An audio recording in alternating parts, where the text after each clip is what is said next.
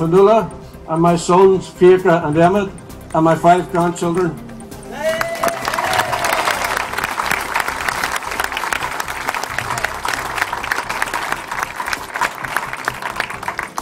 But to have the people of Derry from the Craigan, the Bogside, the Waterside, the Brandywell, Shantallow and all around the city here is the greatest honour that could be bestowed upon me.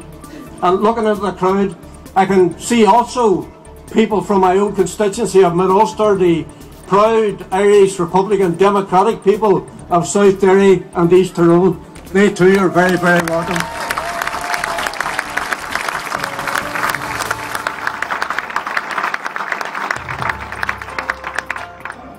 It's been a long and very hard and very difficult journey, and I mentioned the Bloody Sunday families, and I'm also very conscious that in this crowd there are many, many people who have lost loved ones as a result of the conflict, and my heart still, even after all those years, goes out to all of them.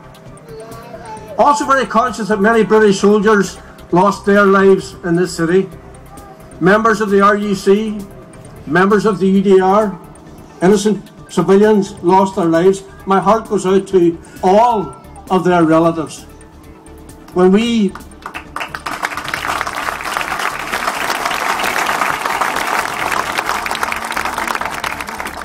set out on our journey, I suppose for me, I was 18 years of age on the 5th of October 1968, when people marched in Duke Street for equality and for civil rights. I was shocked to see that my father was on that march. My father was a deeply religious person. He was a daily communicant, and it was a huge surprise to me to know that he was on that march. So life became very difficult after that. After October the 5th, 1968, our lives and our city changed forever. And a very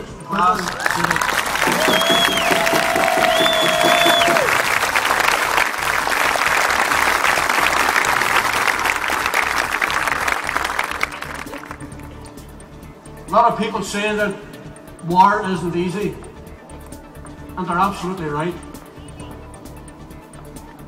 And making peace isn't easy either. In fact, making peace can be even more difficult than making war, because when you make peace, difficult decisions have to be taken, and sometimes compromises need to be made. And I remember the first time I sat down with Ian Paisley, and it's now almost 5 years ago, and he turned to me and he said, and these are his exact words, "Martin, we can rule ourselves. We don't need these people coming over from England telling us what to do."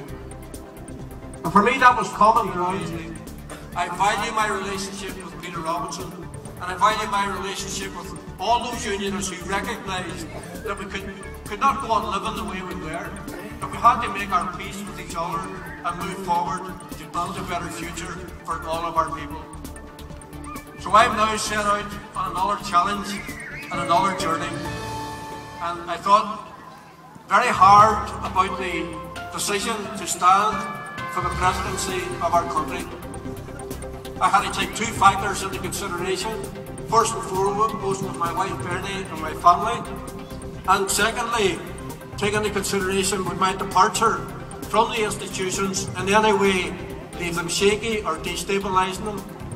And after receiving the support of my family and thinking very deeply about the talent that we have available within the leadership of the party in the north, I was absolutely certain that under those circumstances would by moving away from that position destabilise or damage in any way the institutions which are both power sharing and all Ireland in nature.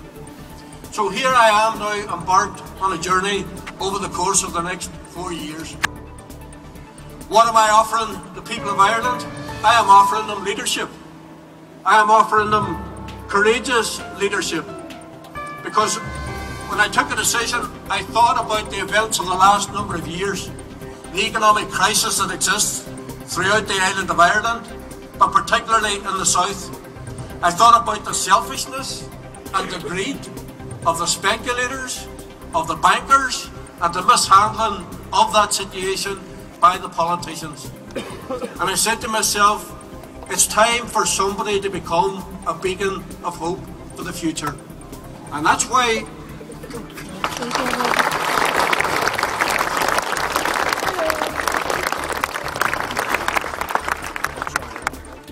I decided that you have to lead from the front.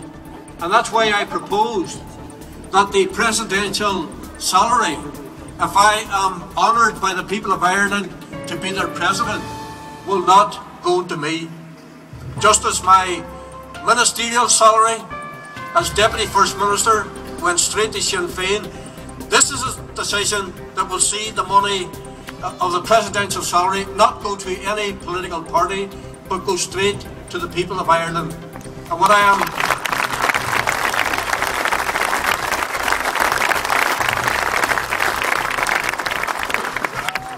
am seriously contemplating about a number of ideas is that my ministerial salary be used to employ 6 young people who are presently on the dole.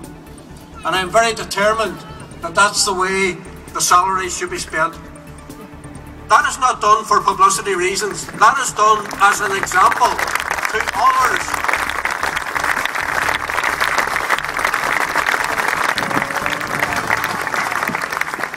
That's done as an example to others that the days of selfishness and greed have to end.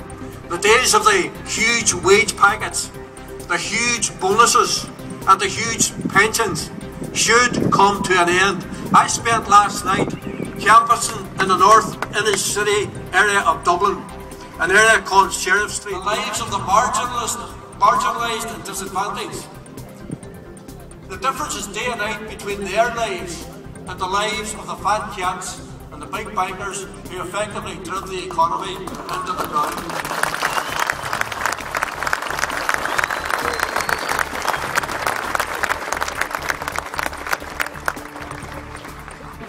So I want to be a president for the people who have long lanes up to their houses. The reality of life in ordinary.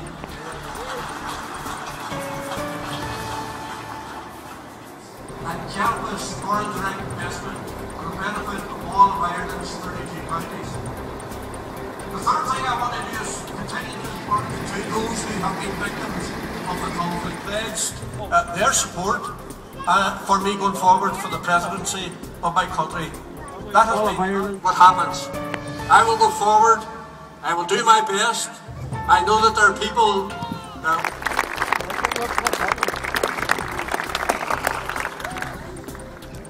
My eldest grandchild was very, very young, 6 or 7 years of age, when we stood on the top of Greenan Fort. His name is Tiernan. And he raised his arms to heaven, is to let everybody know through Ireland's 32 counties that I am a Derry man, that I am from Derry City, and that we too are part of Ireland.